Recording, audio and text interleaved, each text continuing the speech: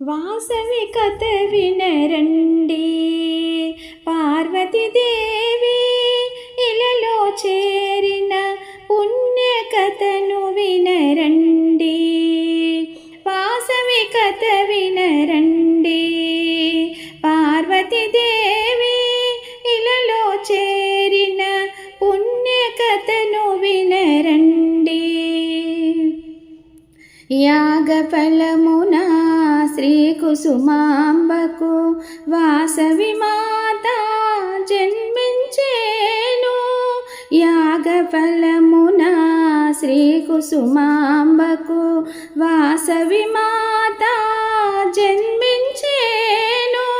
పెనుగొండంతా సంతసించిరి, పెనుగొండంతా సంతసించిరి, కుసుమ శ్రేష్ఠులు పావనమయ్యిరి.